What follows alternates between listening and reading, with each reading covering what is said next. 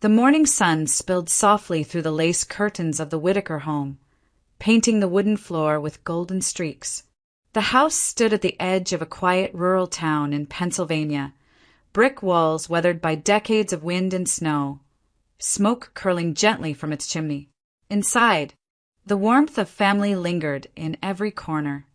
The scent of Helen's cinnamon muffins, the tick of the old clock, the hum of an old radio on the kitchen counter.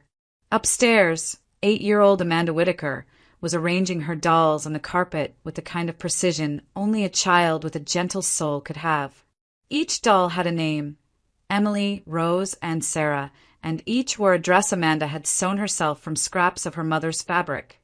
She brushed their hair carefully, humming a tune she'd learned from Helen, a tune about spring and rivers and things that never stayed the same for long. Her little brother Daniel, however, was made of different energy entirely. 7 years old, restless as the wind, his pockets full of marbles and curiosity. He never walked when he could run. The hallway thundered as he rushed toward the shared bedroom. "Daniel, slow down!" Amanda called out, but the warning came too late. He burst through the door like a storm, tripping on the edge of the rug and scattering Amanda's dolls across the floor. "Daniel!" she gasped, kneeling to protect the fallen figures. "Look what you've done!" He stood there, catching his breath, his grin fading when he saw her expression. "They're just dolls," he muttered, shrugging. "They're not just dolls. They were having tea." Amanda looked genuinely hurt, her small hands trembling as she picked up Rose's tiny porcelain hand that had chipped off.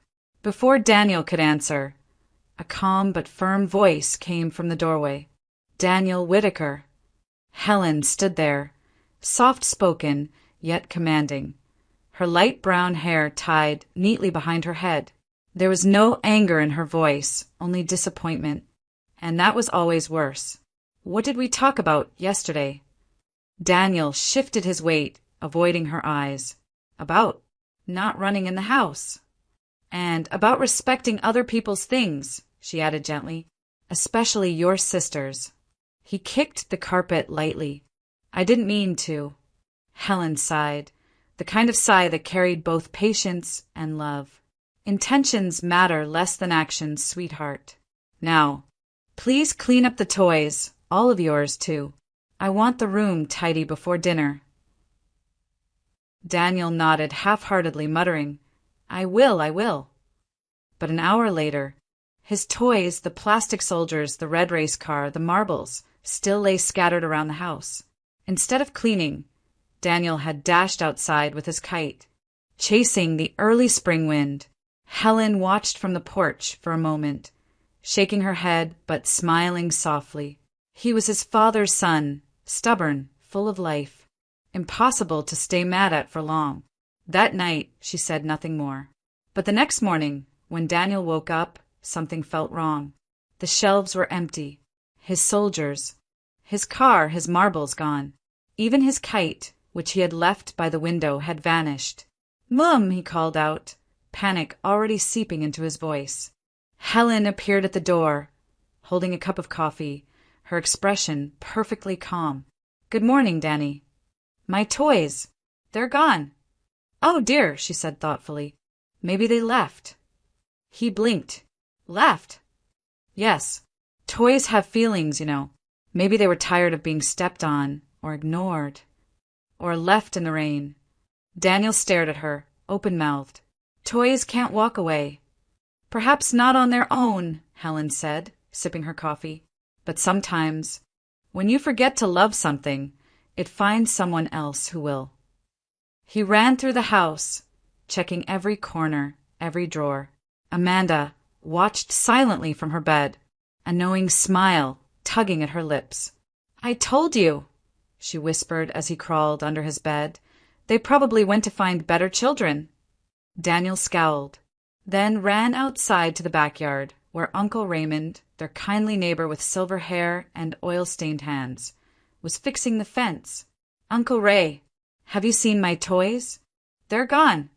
Raymond looked up, pretending to think. "Your toys, huh? I might have seen something earlier. a couple of toy soldiers marching toward my shed. Daniel's eyes widened. Really? Raymond nodded gravely. They told me they were leaving because someone didn't take care of them, said their owner forgot how to be kind. I do care. I'll never forget again. Daniel shouted, almost in tears. Raymond exchanged a look with Helen, who stood at the porch pretending not to listen. With a gentle smile, he said, well, I suppose everyone deserves a second chance. I think they're waiting for you in the shed. Daniel sprinted across the yard. Inside, a cardboard box sat on the workbench. His soldiers, his race car, his kite, all neatly arranged. He hugged the box to his chest. I'm sorry, he whispered to them, and to no one in particular. From the porch, Helen watched, her eyes warm, proud, and a little sad. She knew that lesson would stay with him far longer than any scolding could. Years later, Amanda would still remember that morning, her brother clutching his toys, her mother smiling through the rising sun, not realizing that this same tenderness, this same imagination, would one day become both the gift and the burden that shaped their entire lives. The wind had changed in Lancaster County. It was the kind of cold that made the sky look fragile, the kind of stillness that made every sound feel louder than it was. The Whitaker house stood just as it always had, red bricks darkened by rain, the same creaky porch, the same maple tree out front stripped bare for winter. Only time had shifted, quietly, invisibly within its walls. Daniel Whitaker parked his truck by the fence, stepping out into the frosty air. He carried a small paper bag of groceries and a bundle of firewood, habits he'd kept since Helen stopped driving years ago.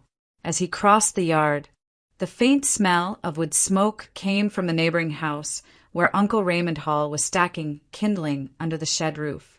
Morning, Ray, Daniel greeted, his breath clouding. Raymond turned, smiling. You came early, son. Didn't expect you till noon. Daniel shrugged. Couldn't sleep much. Figured I'd stop by and help with the porch before Amanda gets here. Raymond nodded and leaned his weight on the railing, his face lined but warm. How's life treating you, Danny? Daniel smiled faintly. Quiet. Kids are growing too fast. I was thinking about Mom, you know. That old story with the toys. The older man chuckled softly.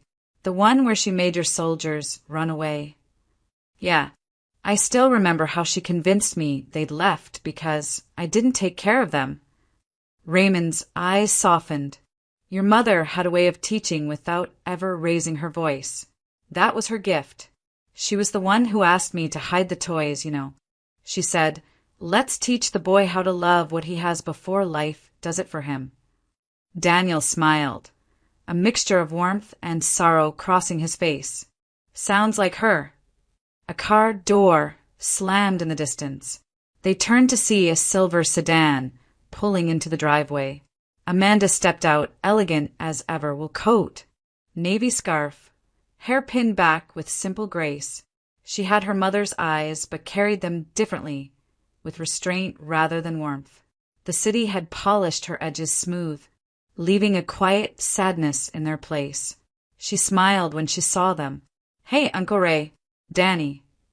Raymond opened his arms. There's my girl. He hugged her gently.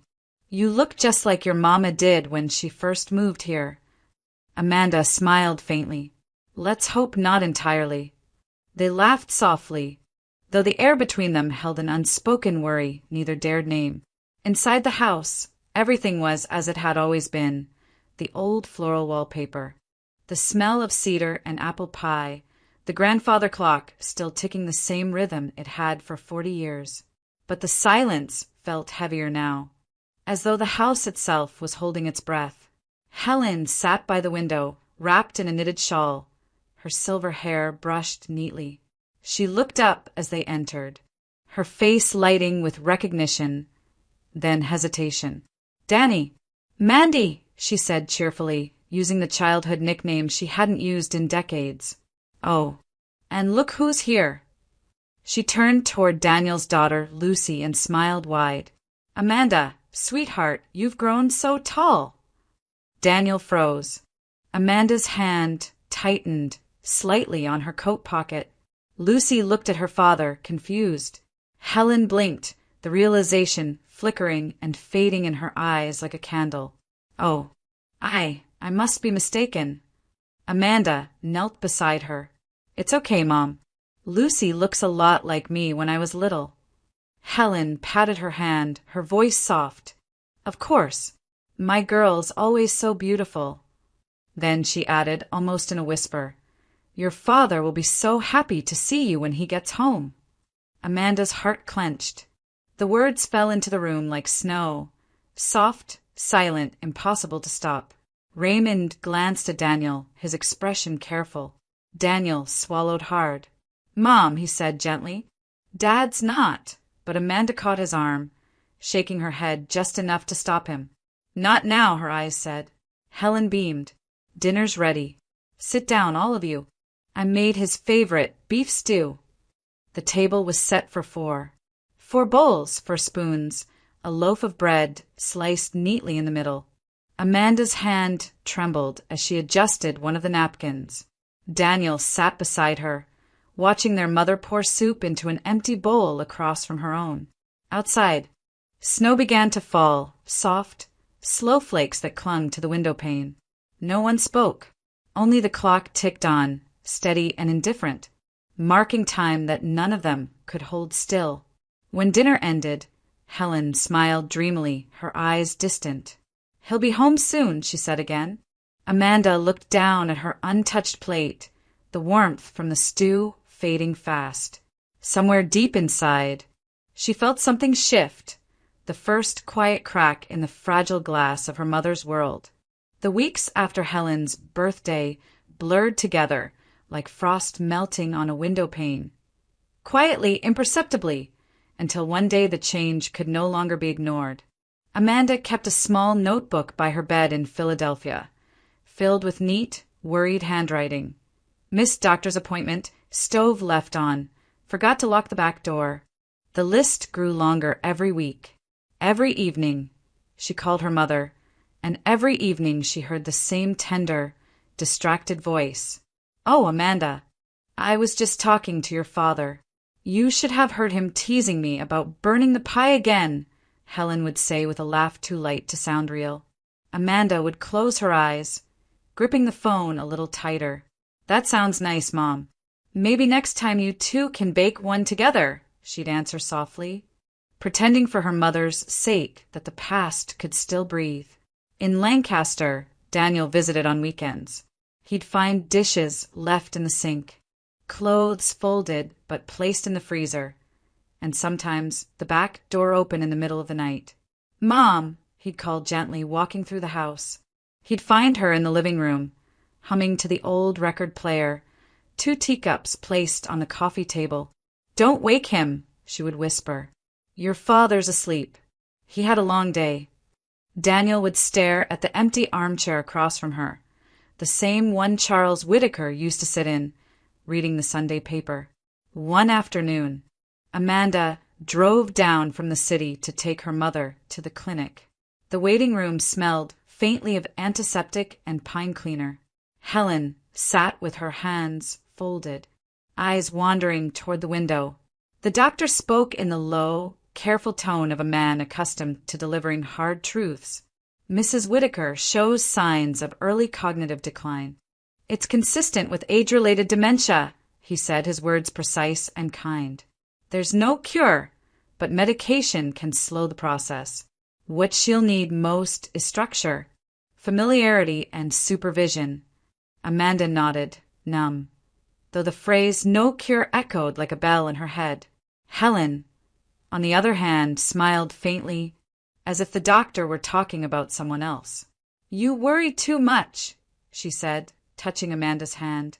"I'm fine. Your father takes good care of me." Later that evening, as Amanda and Daniel washed the dishes together, they spoke in whispers while Helen sat in the next room knitting a scarf for Charles. "She's getting worse," Amanda murmured. her voice trembling despite her calm facade. Daniel nodded. I know. She left the gas on again yesterday. The neighbor called me. She can't stay here alone. He set down the plate. He was drying, jaw tight. You think she'll move in with you? Amanda shook her head. She won't leave the house. She won't leave him. At that, Daniel's shoulders sagged. They both turned as Helen's voice drifted in from the living room. Dinner smells wonderful. Sweetheart, she said to the empty chair beside her. You always did like my roast chicken. Amanda's throat tightened. Danny, she whispered, we have to do something. I know, but what can we do that she won't fight? The next morning, Amanda tried to reason with her mother gently over breakfast. The scent of coffee filled the kitchen. Mom, she began, why don't you come stay with me for a while? Just for a few weeks. You'd have your own room. Lucy would love to have you around. Helen smiled serenely, buttering her toast. I can't, sweetheart. Who would take care of Charles? He gets so lonely when I'm gone. Amanda felt her composure falter. Mom. Dad's. She stopped herself, her voice cracking. Mom, it's just, you need someone to take care of you now. Helen reached over and patted her hand. Don't you worry about me, darling. Love takes care of itself. When Amanda left later that day, Helen waved from the porch, her shawl fluttering in the cold wind. Behind her, Daniel loaded the last of the groceries Raymond had dropped off. The older man stood by the gate, his weathered hands in his pockets, watching with quiet concern.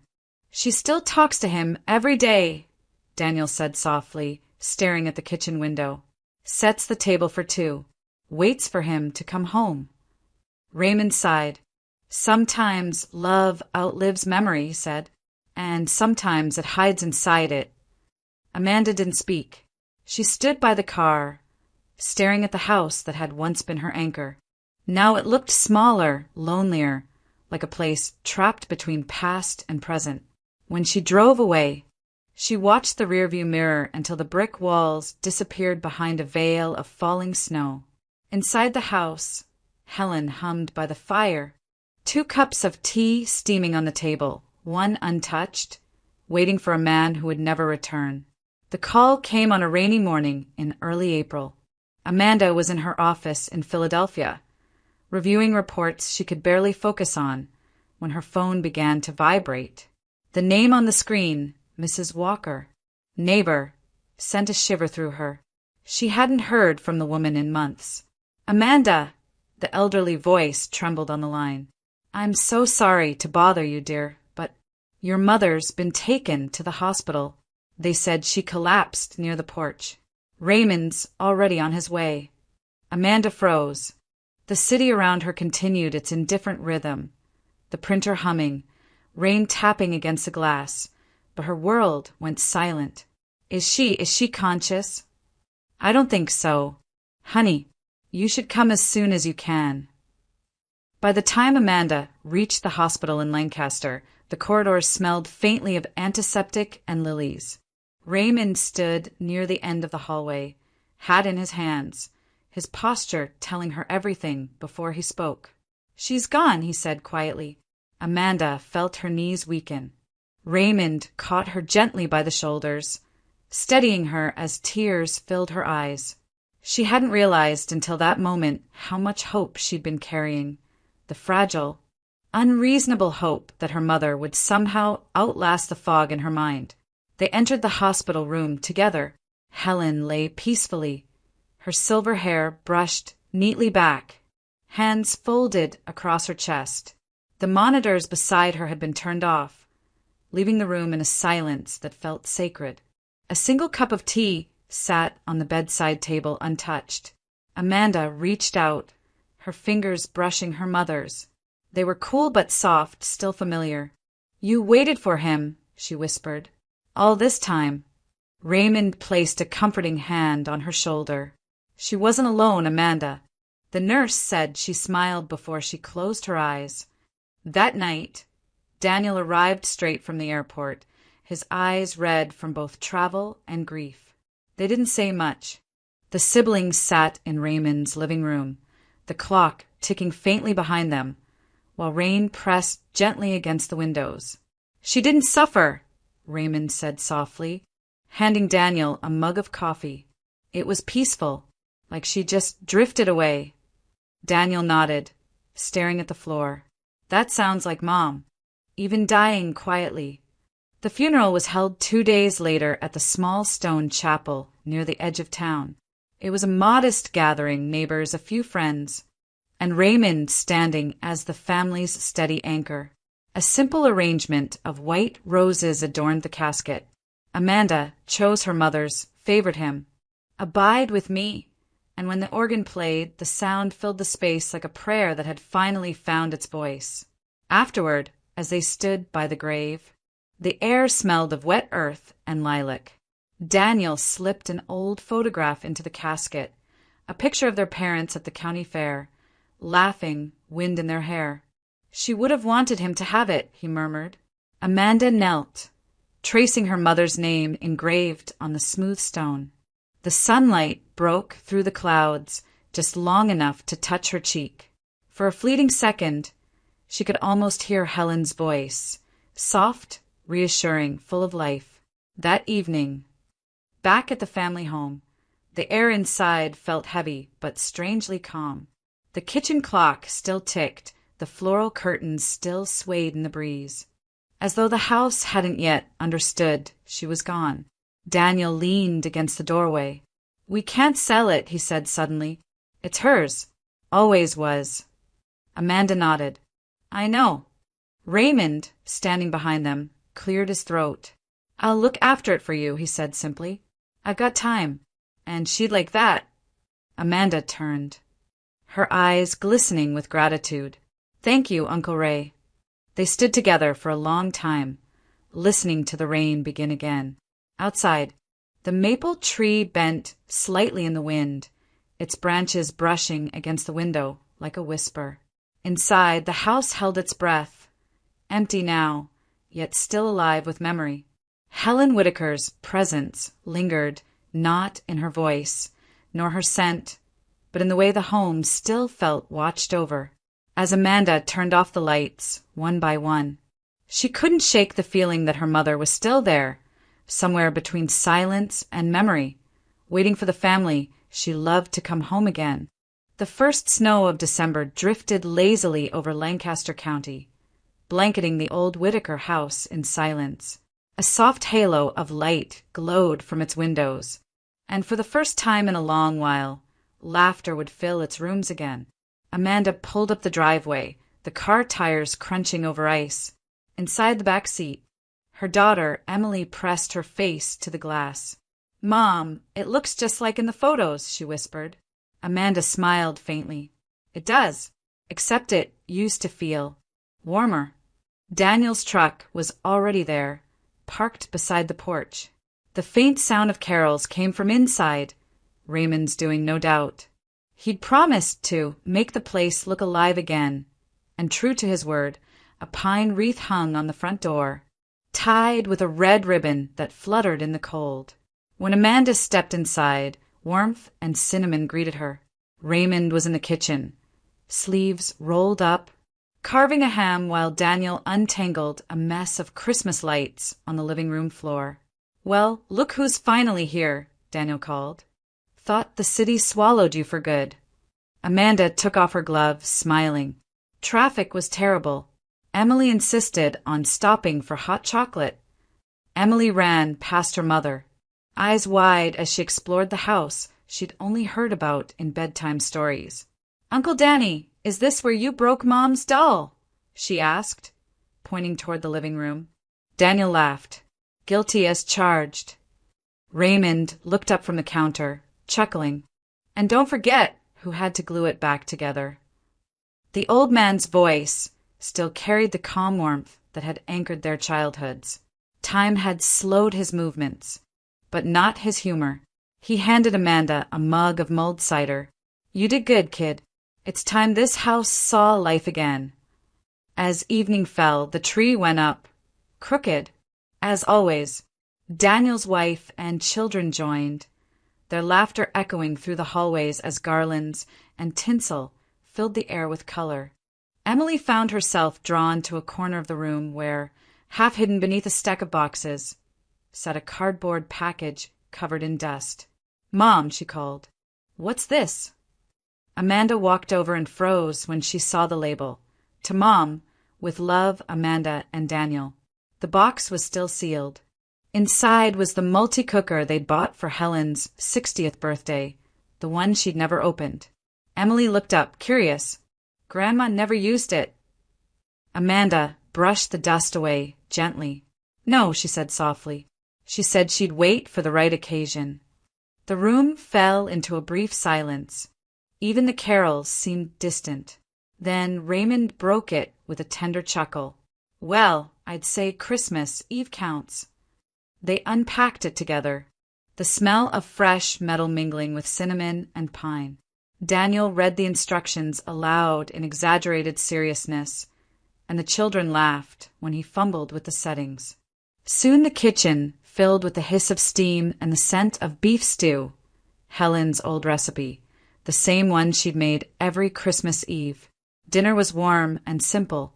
The candles flickered as the snow outside deepened. Stories replaced silence. Raymond recalled how Helen had once hidden their toys to teach them responsibility. Daniel told Emily about the time he'd accidentally set the curtains on fire trying to help their mother bake cookies. Amanda listened, smiling, though her chest ached with the weight of memory. Every sound, every scent felt like a conversation with ghosts. Later that night, after everyone had gone to bed, the house settled into quiet again. The clock ticked steadily, just as it always had. Amanda couldn't sleep. The walls seemed to hum with the echoes of her mother's voice.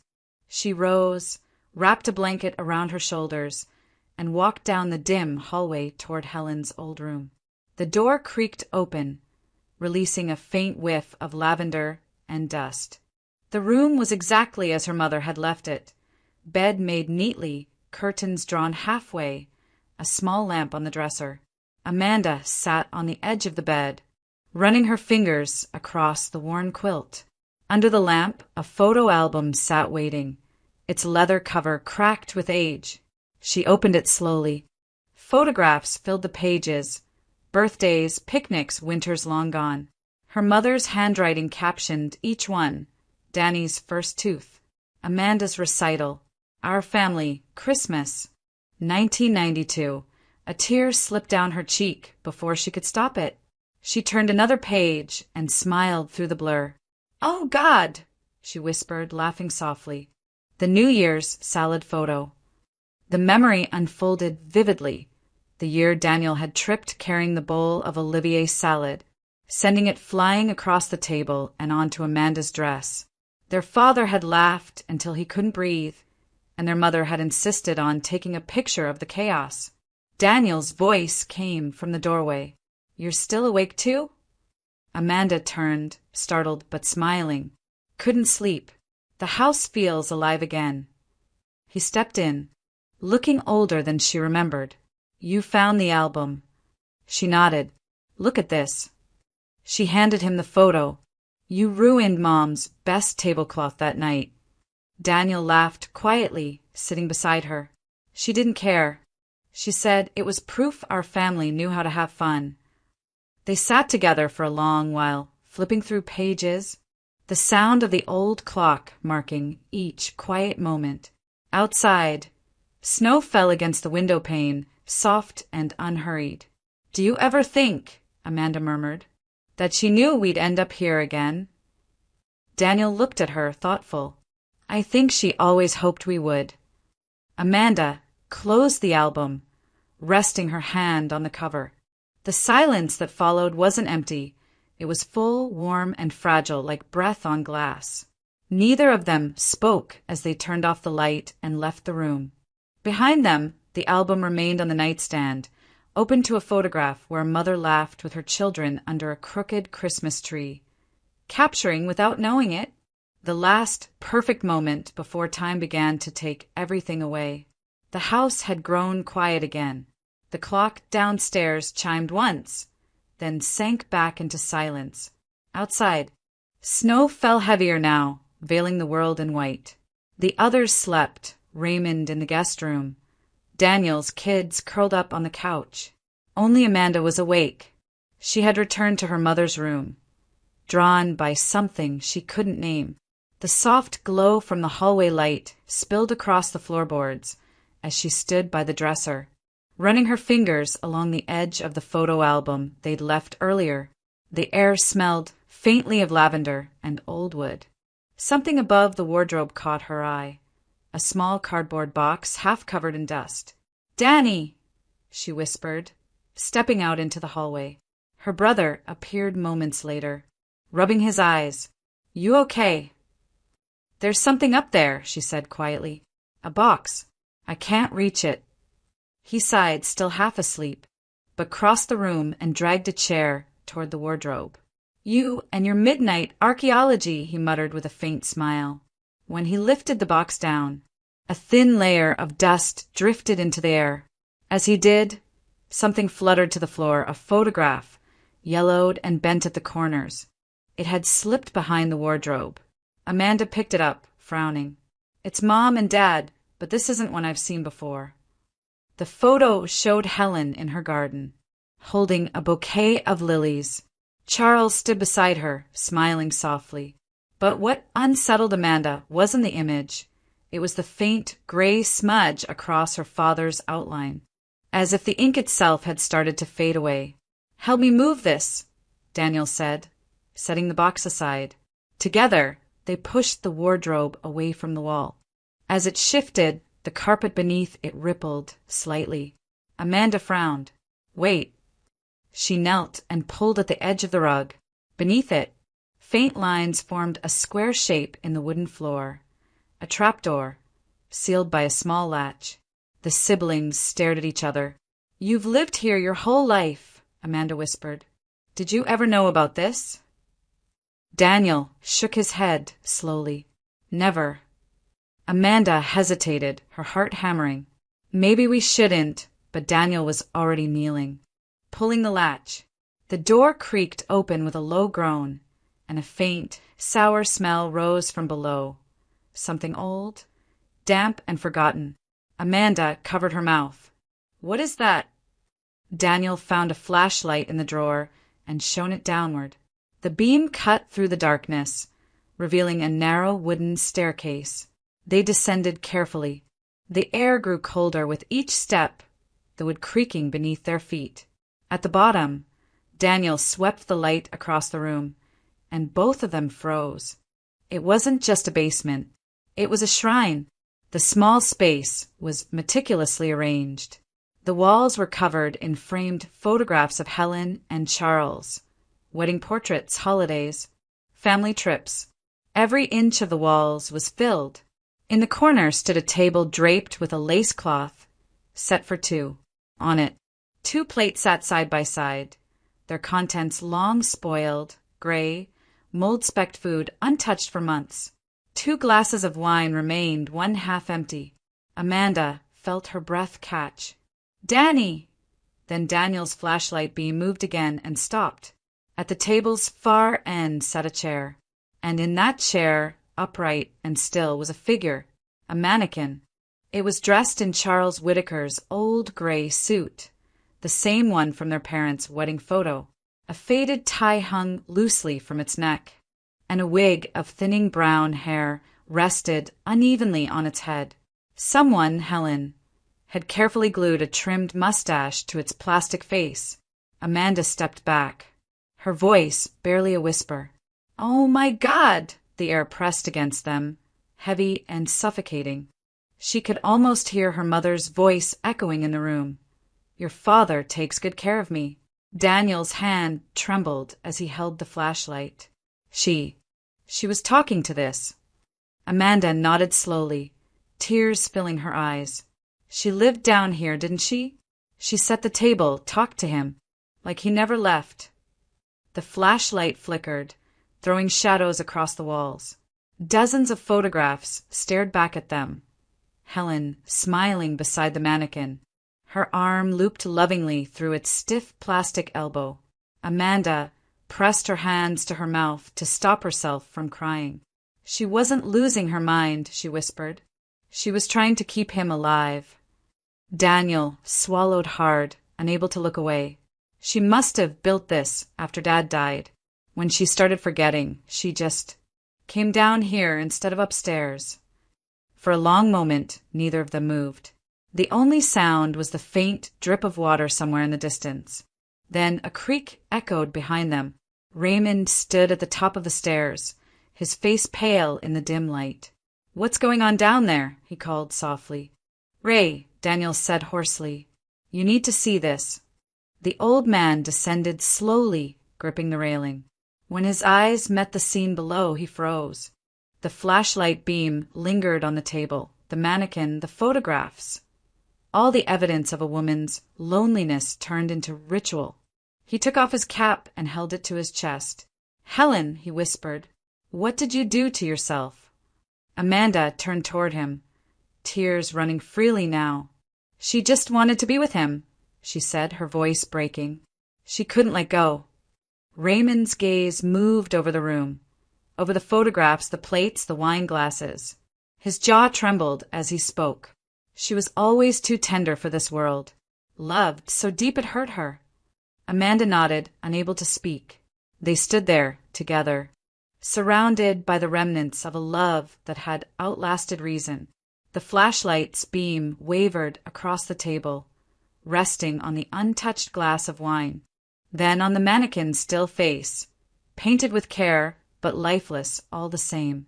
Above them, the floorboards creaked softly, as if the house itself were exhaling. Raymond finally broke the silence. "Let's go," he said quietly. "Let her rest now." Amanda looked one last time at the small, tragic world her mother had built, a place frozen between memory and devotion, and nodded. As they climbed back up the stairs, she could still feel it, the quiet pulse of love lingering in the air, too strong to die, too lonely to stay sane. For a long moment, none of them spoke. The air in the small basement seemed to thicken around them, heavy with dust, memory, and something almost sacred. Amanda stood motionless, her eyes on the mannequin, on the stillness that had once been her mother's refuge. Daniel leaned against the wall, the flashlight trembling slightly in his hand. Raymond removed his cap, his face pale and drawn. It was Raymond who finally broke the silence. His voice was low, steady, almost reverent. "Let's not tell anyone," he said. "Let her rest. The world wouldn't understand this." Amanda nodded slowly, tears running down her face. "She just wanted to keep him close," she whispered. Daniel's throat tightened. "She lived in this for years, and none of us knew." Raymond sighed, a sound that seemed older than time itself. "Some love doesn't die. It just forgets how to leave." He glanced at the room one last time. "Come on, kids. Let's put things right." Amanda found an old rag and began wiping the table with trembling hands. The food had decayed into shapeless gray, and when she moved the plates, the smell rose sharper. Daniel carried them upstairs in a trash bag, silent. Raymond gathered the photographs that had fallen to the floor, stacking them neatly in a small pile. They worked in quiet understanding, each movement careful, almost ceremonial. When Daniel returned, he helped his sister pull the lace cloth from the table. It tore slightly at the edges, brittle with time. Amanda folded it gently, as though afraid to hurt it. "Should we?" Daniel gestured to the mannequin. Amanda hesitated. The dim light caught the suit, the tie, the mustache her mother had glued on with careful hands. It looked almost human in the stillness. "No," she said finally. "Leave him. It's what she would have wanted." Raymond nodded. "Then we'll let them stay together." They stood in silence once more. The only sound was the soft hum of the old pipes in the walls and the whisper of wind through the vents. Amanda reached for the flashlight and switched it off. Darkness closed around them, not frightening but calm, like the closing of a story that had been waiting too long to end. When they climbed back up, the trapdoor creaked shut. Daniel pressed it down carefully, covering it with the edge of the rug. Together, they slid the wardrobe back into place until the faint outline of the door disappeared entirely. It was past midnight now. Upstairs, faint laughter echoed through the ceiling.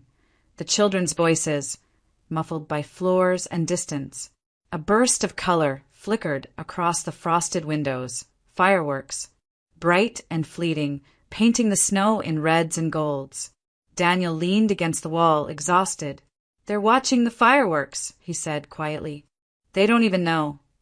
Amanda stood by the window, her eyes glistening. Outside, the night sky bloomed with light. The old house seemed to glow with it, the sound of celebration brushing against its walls like the echo of another life. "She just wanted to keep us together," Amanda whispered, her voice breaking.